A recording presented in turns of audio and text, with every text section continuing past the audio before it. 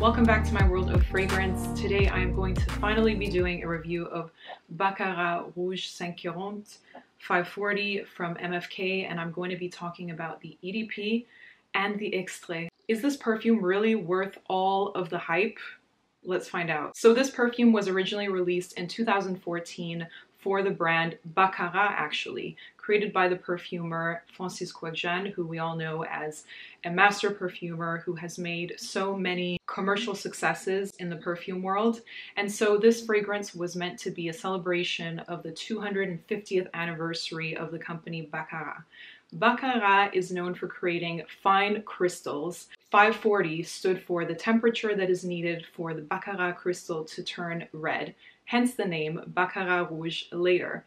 This perfume was released as a limited edition, and it was so loved, so popular, that Kurkdjian decided to release it in his own line, Maison in 2015. The perfume was originally released as a eau de parfum, and the bottles come like this. So there's the 200 ml bottle, and then they have their 70 ml bottle, which in my case is coming to an end. I also have the Extrait version, which is this beautiful red, dark red bottle, and this is supposed to be a more intensified version. So I'm going to talk about both of these two, how they smell and what the differences are. It's also worth noting that this little detail of the chandelier is an ode to the whole factor of it being first created for Baccarat. So you have a crystal chandelier in the back of the bottle. So I will admit that this fragrance was not a love at first sniff for me. Baccarat Rouge was something that I smelled on a strip of paper, and I had a friend who worked for Kurkdjian at the time. This was maybe 5 years ago. And she used to wear this fragrance and was absolutely obsessed with Baccarat Rouge. I could not understand. Every time I went to a Kurkdjian counter, I smelled it on a strip, and I simply could not understand why she was so obsessed with a perfume. I pretty much got just sugared water. I will say that the appeal of this perfume does not lie in actually smelling the notes up close with a blotter like this, but in the actual sillage of the perfume.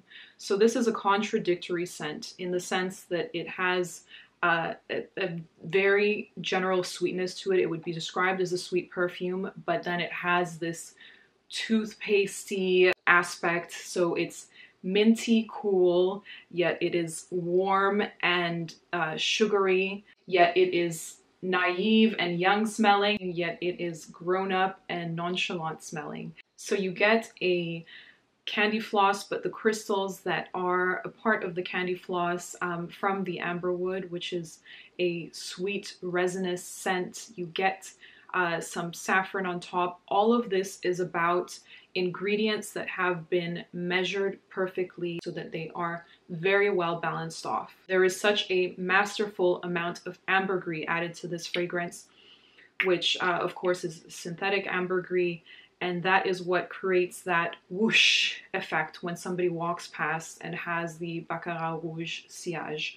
This perfume has become so popular that I feel that I can't really walk into a large crowd anymore without smelling someone who is wearing either Baccarat Rouge or, to Kurkdjian's dismay, a clone or a dupe of the fragrance. So it is definitely super popular. But back when I first learned to love this fragrance, it was upon my first full wearing. I wore this to the office and my boss went crazy.